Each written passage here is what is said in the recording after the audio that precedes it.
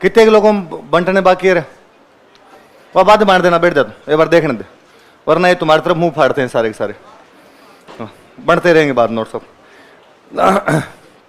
अच्छा 3 बैच है, 7, 8 और 10। 7, 8, 10 है। मुझे नहीं लगता किसी बैच में किसान आंदोलन पढ़ाए हुए होंगे, नहीं पढ़ाए हुए? चलो सुनना तो अपने याद कर लेंगे, अभी साथ साथ में याद करेंगे। आप पूरा एक बार थोड़ा सा इधर फोकस करना। हम किसान आंदोलन पढ़ेंगे। अपने राजस्थान का जो पहला किसान आंदोलन था उसका नाम था बिजोलिया। क्या नाम था? राजस्थान का पहला किसान आंदोलन कौन सा है? बिजोलिया किसान आंदोलन था। बिजोलिया को किसी टाइम में बिजोलिया नहीं बोलते थे, इसका नाम हुआ करता था विजयावल्ली। क्या नाम हुआ करता था? तो बिजोलिया का पुराना नाम क्या था? विजयावल्ली। अब तो आता है भीलवाड़ा में। अब तो डिस्ट्रिक्ट कौन सा लगता है? भीलवाड़ा डिस्ट्रिक्ट लगता है। पर किसी टाइम में ये मेवाड़ रियासत में आता था। भीलवाड़ा कौन सी रियासत का पार्ट था? मेवाड़। और ये मेवाड़ रियासत का प्रथम श्रेणी ठिकाना था। किस प्रकार का ठिकाना था भाई? अलग अलग रियासतों में अलग अलग प्रकार के ठिकाने होते हैं, फर्स्ट सेकंड थर्ड टाइप के। तो मेवाड़ के प्रथम श्रेणी ठिकाने थे 16। कितने ठिकाने थे? 16 फर्स्ट ग्रेड ठिकाने हुआ करते थे। उन ठिकानों में से एक ठिकाना जो हुआ करता था उसका नाम था बिजोलिया। क्या नाम था? बिजोलिया। पुराना नाम क्या था? कौन सी रियासत में आता था और किस प्रकार का ठिकाना था? किस प्रकार का था? अब कौन से डिस्ट्रिक्ट में पड़ता है? भीलवाड़ा। अब कौन से में? भीलवाड़ा। भीलवाड़ा डिस्ट्रिक्ट के अंदर। ये वास्तव में तो आप ज्योग्राफी पढ़ रहे होंगे इन दिनों में, आप पढ़ रहे होंगे कि यहां पे एक पठार पड़ता है। इस पठार का नाम है उपरमाल। कौन सा पठार है? ये मेवाड़ में जो भी पठार है, इस पठार का नाम क्या अपना? ऊपर। तो ये उपरमाल के पठार का इलाका था। राणा सांगा के टाइम में राणा सांगा के पास में एक बंदा आता है, उसका नाम था अशोक परमार। क्या नाम था? किसके पास में आया? और राणा सांगा के साथ में युद्ध लड़ता है ये खानवा। कौन सा युद्ध लड़ता है? खानवा का युद्ध लड़ा था। उससे पहले आ गया था, यूपी से आया था। यूपी में जगनेर नाम की एक जगह पड़ती थी। कौन सी जगह थी? वहां से किसके पास में आ गया? राणा सांगा। और राणा सांगा इसकी सेवाओं से राजी हुआ और राणा सांगा ने कहा कि जा, आज से तेरे को उपरमाल की जागीर देता हूं। कौन सी जागीर देता हूं? और ये जो उपरमाल की जागीर थी, जागीर का मतलब एक पूरा इलाका दिया। राणा सांगा ने कह दिया भाई मेवाड़ में जो उपरमाल वाला इलाका है वो किसको दे दिया जाए? अशोक परमार। किसको दिया जाए? और इस जागीर का जो हेडक्वार्टर हुआ करता था, इस हेडक्वार्टर का नाम था बिजोलिया। हेडक्वार्टर का नाम क्या था? पूरी जागीर का नाम तो क्या है? उपरमाल। क्या नाम है? और वो हेडक्वार्टर का नाम क्या था? इसलिए बाद में पूरे ठिकाने को हम क्या बोलने लगे? बिजोलिया। क्या बोलने लगे थे? किसने किसको दिया था? सांगा ने अशोक परमार को। ये कौन से युद्ध में लड़ा था? किसकी तरफ से? कौन सा ठिकाना मिला उसे? उपरमाल की जागीर का दो या बिजोलिया ठिकाना का दो, एक ही मतलब है। अच्छा किसको दोबारा नाम बोलो इस बंदे का? अच्छा यदि कभी आपसे कोई क्वेश्चन पूछे कि बिजोलिया ठिकाना कौन सी राजपूत जाति से संबंधित था? राठौड़, गोहिल, भाटी और परमार। परमार किससे संबंधित है? याद रखना, एक बार क्वेश्चन पूछा था, अपने दिमाग में रहता है कि मेवाड़ में गोहिल थे तो बिजोलिया गोहिलों का ना। बिजोलिया किसको मिला था? अशोक परमार। किसको मिला हुआ था? तो ये किसका ठिकाना था? परमारों का। किसका ठिकाना था? किसने किसको दिया? ये तो बिजोलिया की हिस्ट्री है कि बिजोलिया मेवाड़ रियासत का किस प्रकार का ठिकाना था, किसने किसको दिया और कौन से युद्ध में लड़ा था। पर अपने तो किसान आंदोलन पढ़ रहे हैं, अपने हिस्ट्री तो पढ़ नहीं रहे। तो अच्छा किसानों ने यह आंदोलन क्यों किया? तो किसान आंदोलन कब करेंगे? जब टैक्स ज्यादा होंगे या टैक्स कम होंगे? तो हम कहते हैं भाई खूब सारे टैक्स थे, 84 कर थे। कितने प्रकार के टैक्स लिए जा रहे थे? कोई आपसे पूछेगा कि बिजोलिया में किसानों के आंदोलन के पीछे कितने प्रकार के कर थे? कितने प्रकार के थे? कितने प्रकार के कर थे? 84 प्रकार के। अच्छा ये जो कर हुआ करते थे, इन कर में सबसे मुख्य जो कर हुआ करता था वो होता था भू राजस्व। वो कौन सा होता था? भू राजस्व मतलब लैंड रेवेन्यू। जमीन पे लैंड रेवेन्यू जो भी लगता था उसको क्या बोलते? भू राजस्व। अच्छा भू राजस्व कम होगा तो किसान का आंदोलन करेंगे या ज्यादा होगा तब? तो भू राजस्व भी यहां पर क्या था?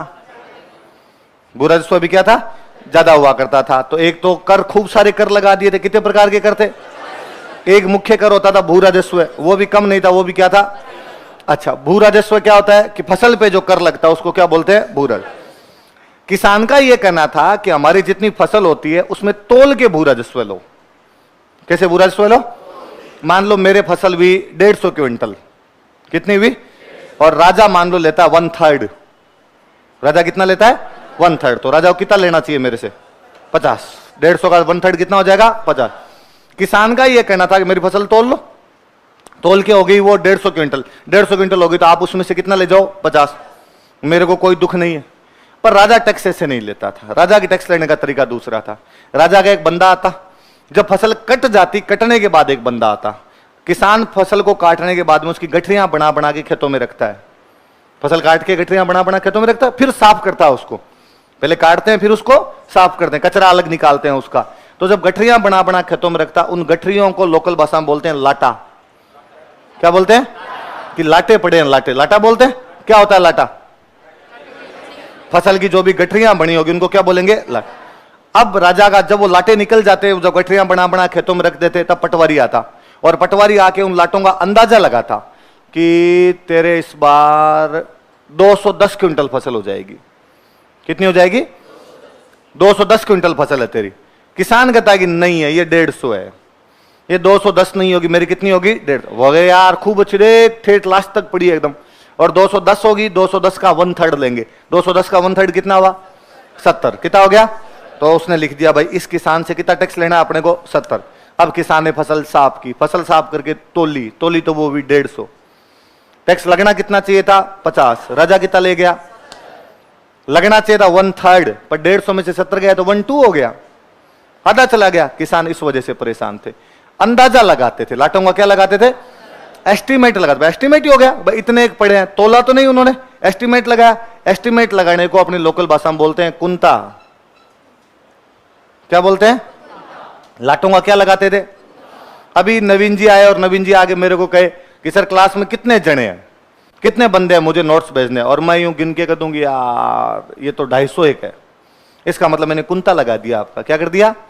और मैं गिनूं आपको, मैं कहूं 1 2 3 4 बोलो, और फिर मैं फाइनली नवीन जी कहूंगी नहीं ये तो 194 है, ये तो गिनना हो गया।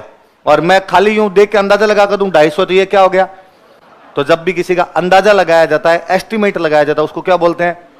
क्या बोलते हैं? कुंता। तो किसान किस वजह से परेशान थे? क्या होता है लाटा कुंता? लाटा तो फसल, कुंता मतलब अनुमान लगाना। फसल का क्या लगाते? किसान का कहना था भू राजस्व ले लो, लेकिन भू राजस्व तोल के लो। भू राजस्व के क्या मत लगाओ? हमारे कुंता मत लगाओ। क्या मत लगाओ? जब राजा क्या लगा रहा था, उनके सामंत क्या लगा रहा था? आई बात समझ? कितने प्रकार के कर थे? भू राजस्व कम या ज्यादा? तोल के लेते थे क्या? तो क्या लगाते थे?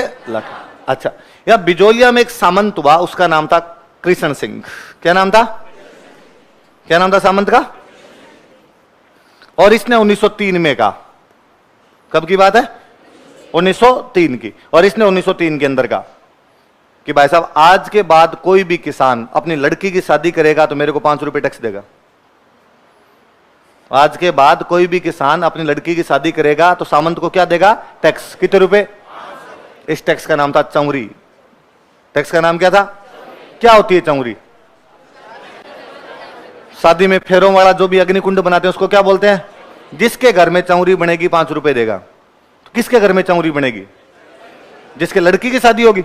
लड़के की शादी में तो अगले घर में बनेगी, यहां क्यों बनेगी अपने आप के अंदर? तो लड़की की शादी जिस किसान के भी घर में होगी उस किसान को क्या देना पड़ेगा? टैक्स।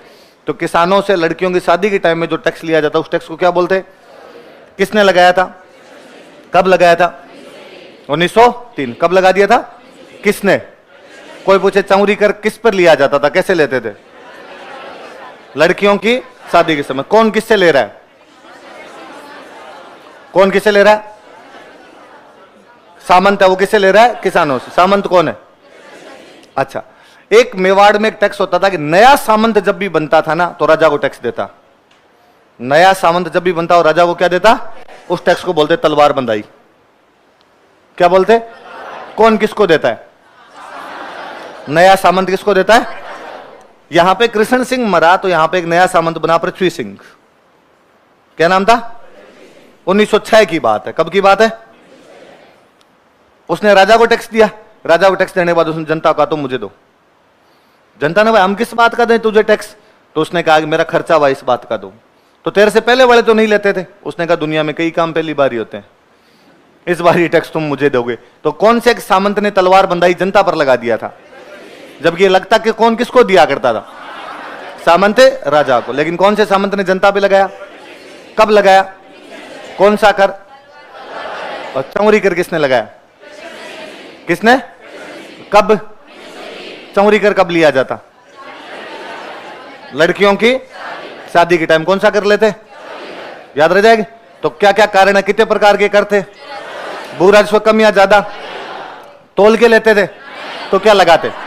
लाटा कुंता। क्या लगाते? लड़कियों की शादी के टाइम कौन सा कर?